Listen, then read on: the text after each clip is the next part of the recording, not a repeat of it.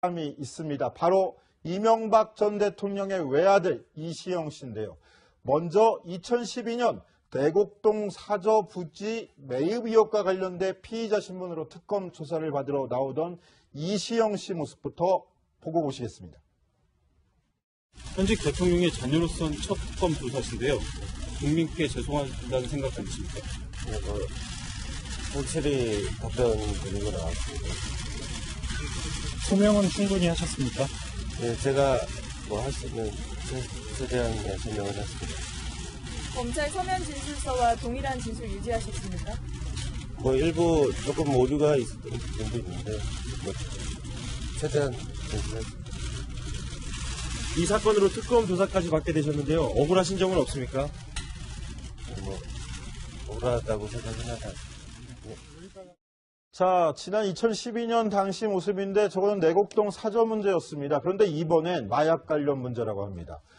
김무성 의원의 사위와 같이 마약 사건에 연루됐었는데 수사선상에서 제외됐다. 이런 의혹이 제기된 건데요. 강병규 기자 정리해 주시죠. 예, 정리해드리면 우선 김무성 의원의 그 둘째 사위의 마약 투약 혐의 그리고 수사를 받았던 사실이 좀 공개가 됐었었는데 그때 우선 모 언론 보도에서 추가적으로 나온 게 이 이명박 전 대통령의 둘째 아들이 같이 이제 마약 투약을 했었지만 수사선상에선 제외됐다 이런 내용입니다.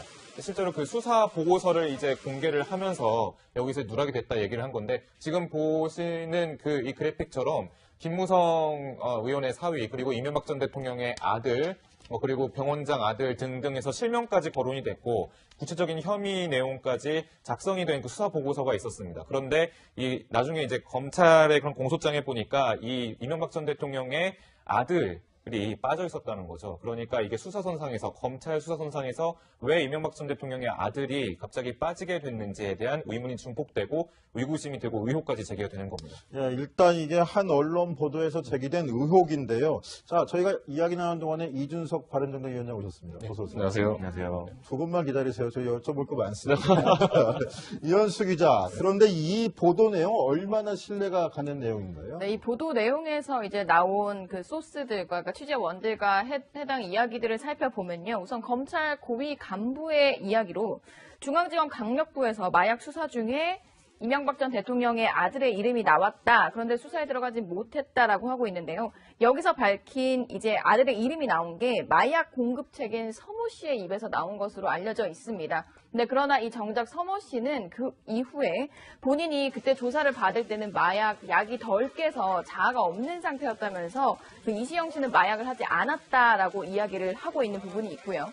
그리고 전직 보좌관도 이야기를 하고 있는데요. 기자가 전화를 걸어왔고 이 전 대통령의 아들의 이름이 나왔는데 다루기엔 부담스러운 것 같았다라는 이런 증언도 나오고 있지만 좀 약간 여러 가지 부분에서 엇갈리고 있는 상황입니다. 네, 수사 무마가 됐다라는 의혹까지 제기됐지만 정확하게 딱 떨어지는 증거들은 아직 발견되지 않은 상황인 것 같은데 어찌됐건 간에 이 마약 의혹, 마약 사건에 연루됐다 이런 보도만으로도 굉장히 정치권에서는 치명타가 되는데 당시에 대선 주자였던 김무성 의원 역시 마약 사위 논란으로 결국은 대선 포기도 하고 그랬었는데 이번에 다시 연루가 다시 이 사건 들춰지면서 이번에도 또 타격을 입는 건 아닌가 모르겠습니다. 그렇죠. 근데 사실 그 당시에 이것이 나왔던 정황을 살펴보면은 2015년 말쯤에 나왔거든요. 네. 그때가 언제냐면 결국에는 그 다음에 2016년에 있을 총선을 앞두고 사실 김무성 대표가 청와대 원정 삿바싸움을 시작했던 그 시기거든요. 그렇기 때문에 그 당시에 이 문건이 나왔을 때는 결국 청와대에서 기획해서 이거 폭로한 거 아니겠느냐라는 이야기가 많이 나왔었고 그 청와대는 박근혜 청와대 아니겠습니까? 그러다 보니까 그 안에 같이 이제 MB계까지 통제하기 해가지고 이명박 대통령의 아들 이름을 올렸다라는 이야기가 지금 나오긴 했는데 사실 이런 형태의 문건이 유출될 때는 진짜 말 그대로 유출이라는 것이 어디 흘린 걸 주워오고 이런 것이 아니라 좀 사실 의도를 가지고 흘러나오는 경우가 많기 때문에 이런 의혹도 있었던 걸로 알고 있습니다. 근데 그거는 의혹인데 제가 정확하게 이 사건 취재할 때 저도 있었기 때문에 알지만 이 사건은 법원에서부터 판결이 나오면서 알려지기 시작했던 거였거든요. 네. 정치적으로 그게 의혹이다 이렇게 부풀려지면서 했지만 어찌됐건 간에 정치적 타격은 입은 건 사실이에요. 그래서 김무성 대표 같은 경우는 실제로 사위가 그렇게 된 것에 대해 가지고 뭐 법적 처분을 받아야 된다라고 본인이 밝히기도 했고요. 네, 그렇죠. 그것 때문에 사실상 그 당시에 이제 대권 주자군에 있었던 김무성 대표의 지지율이 왕창 폭락하면서 맞습니다. 이제 예. 진로를 좀 다르게 가져간 측면도 있죠. 네, 당시 김무성 의원 이화여대에서 가진 특강에서 이렇게 애둘러서 복잡한 심정을 표현하기도 했었는데요. 그 목소리 한번 들어보시죠. 제일 제가 부탁드리고 싶은 것은 연애도 열심히 해야 됩니다.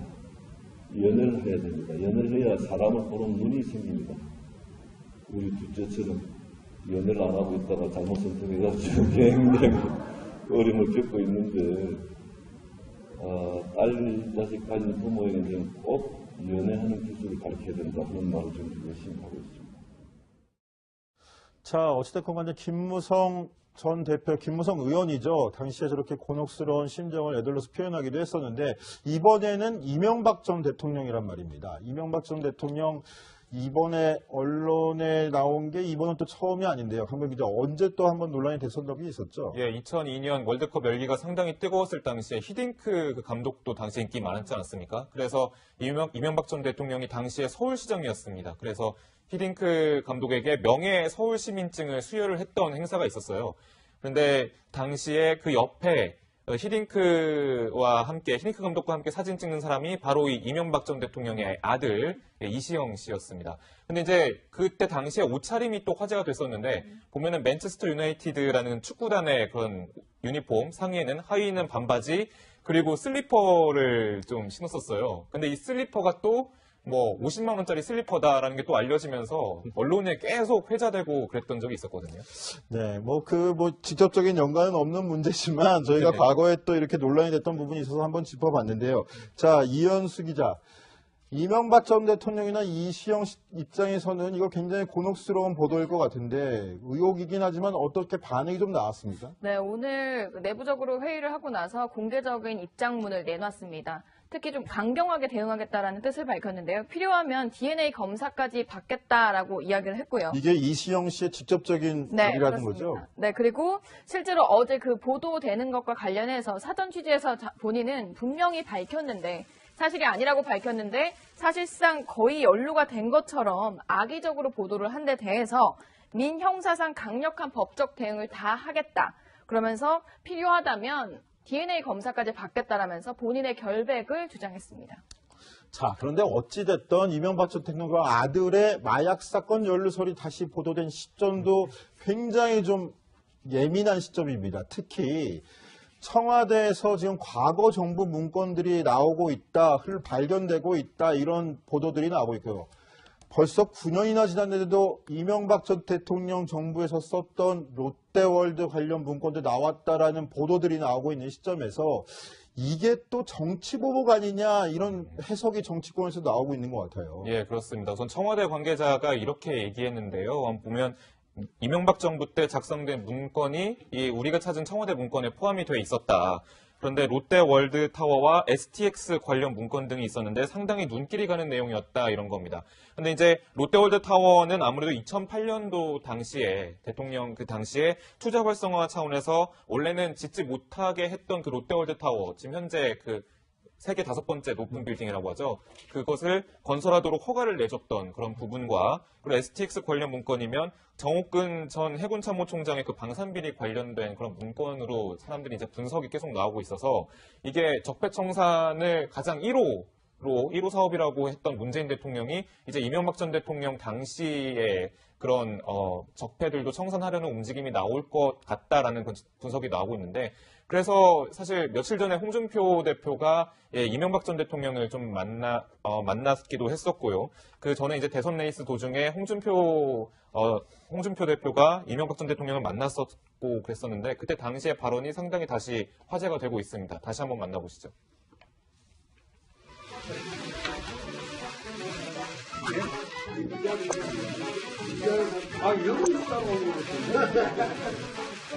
다른 정부가 명예를 좀 회복해야 돼. 상처를 많이 입었어.